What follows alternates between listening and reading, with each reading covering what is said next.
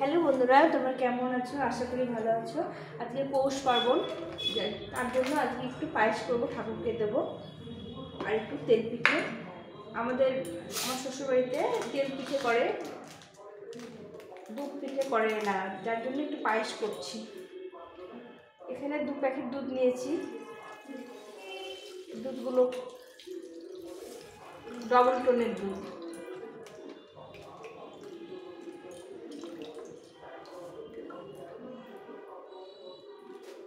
আর এখানে গোবিন্দভোগ চাল নিয়েছি। এই চালটা দিয়ে পায়েসটা তৈরি করব।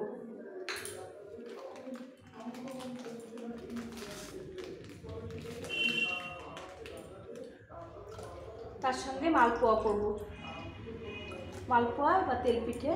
আমাদের শ্বশুরবাড়িতে তেল পিঠে করে, ওর জন্য আমাকে তেল পিঠে করতে হবে। এখানে দুধটা প্রথমে একটু জাল দিয়ে নেব।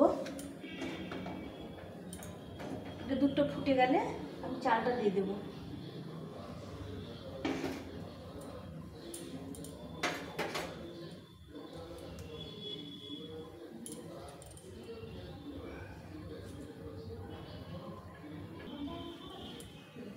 দুধটা জাল করে নিয়েছি ভালো করে।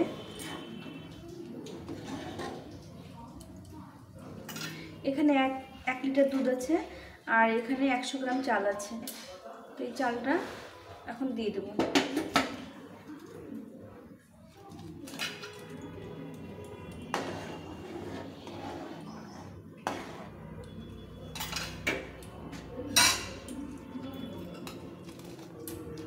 চালটা আমি অনেকক্ষণ ভিজিয়ে রেখেছিলাম। এটা সঙ্গে সঙ্গে নাড়তে হবে, নাহলে দলা পেকে যাবে। নতুন চাল একদম।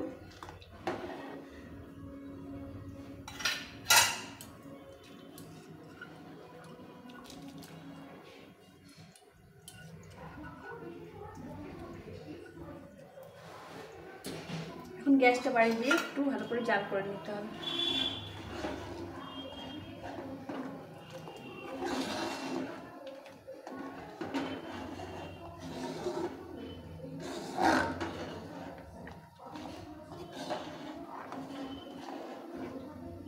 এইভাবে করলে দলা পাকে, তাছাড়া দলা লেগে যায় চালগুলো। নতুন চাল, একদম নতুন চাল তো এই যে দলা লেগে যাবে, ওই জন্য বারবার ঘাটতে হবে। চালটা দেওয়ার সঙ্গে সঙ্গেই ঘেটে ঘেটে দিতে হবে, যে জল দলা না লাগে।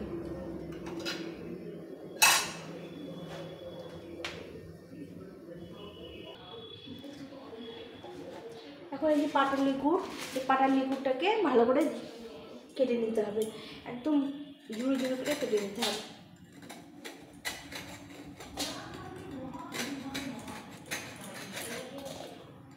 এইভাবে করে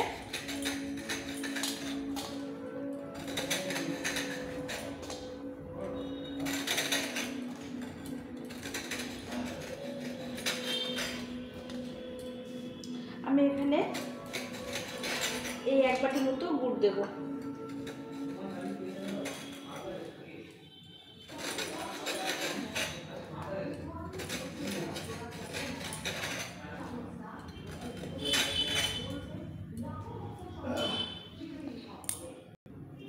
এখানে এই যে 1 বাটি গুড় কেটে নিয়েছি, এটা এখন আমি দুধ পায়েসের মধ্যে দিয়ে দেবো। এখানে এই চালটা সেদ্ধ হয়ে গেছে, পায়েসটা আমার হয়ে এসে দেখো কত সুন্দর হয়েছে, একদম ক্ষীরের মতো হয়ে গেছে। চালটা সেদ্ধ হয়ে গেছে, এখন আমি গুড়টা দিয়ে দেবো। চালটা একদম সেদ্ধ হয়ে গেছে, এখন আমি গুড়টা এর মধ্যে দিয়ে দেবো। দিয়ে ভালো করে নেড়ে নেড়ে এটাকে জাল করে নেবো আর কিছুক্ষণ। ঠাকুরকে দেবো তো, ওর জন্য এভাবে আমি করছি, একটু হালকা হালকা করে করতে হবে। ঠাকুরকে দেবো, আস্তে আস্তে এটা কালার চলে আসবে, সুন্দর একটা কালার চলে আসবে।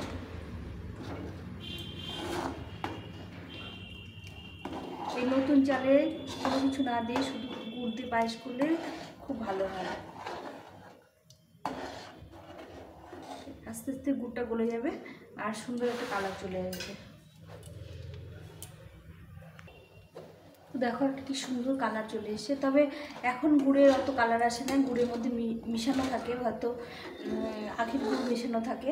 মা ঠাকুমারা বলতো আগে যে খেজুরের গুড়ের পায়েস করলে পরে একদম কালারটা ডিপ কালার হয়, কালচে কালার হয়ে যায়, আর খুব গন্ধ বেরোয়, আশেপাশে বাড়ি থেকেও গন্ধটা ছড়িয়ে পড়ে।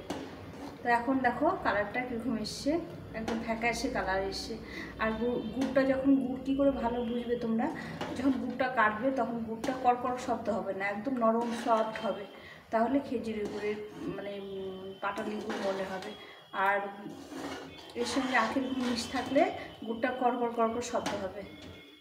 যাই হোক, এখন কিছু করার নেই, কেনা জিনিস, এটা তার বাড়িতে তৈরি করার কিছু নেই, এভাবেই করতে হবে। এই যে চালটা আমার সেদ্ধ হয়ে গেছে, পায়েসটাও হয়ে এসছে, আমি এখন এটাকে নামিয়ে দেব,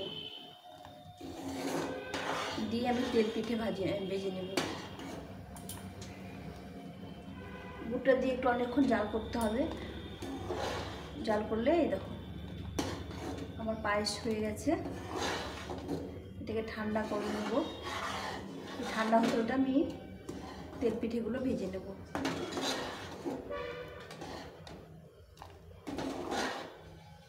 তো আমার পায়েসটা হয়ে গেছে, এটাকে এখন নামিয়ে রাখবো। তো তোমাদের কেমন লাগলো বন্ধুরা অবশ্যই কমেন্ট করে জানিও। আর তোমরা কে কী পিঠে করেছো, আমি অন্য অন্য পিঠে পরে করব। আজকে আমার শ্বশুরবাড়িতে শুধু তেল পিঠে করে, মানে তেলে ভাজা পিঠে করে, এদের কোনো ওই দুধের কোনো পিঠে করে না। আমি ঠাকুরকে দেবো বলে পায়েসটা করলাম। তো আজকে আমি পায়েসটা করলাম, তোমাদের সঙ্গে শেয়ার করলাম। তোমাদের যদি ভালো লেগে থাকে তাহলে আমার চ্যানেলটাকে সাবস্ক্রাইব করে দিও। আমি এটা ঠাকুরের ভোগ লাগাবো, তারপর তোমাদের সঙ্গে আবার শেয়ার করব। এখন এই পর্যন্ত, টাটা।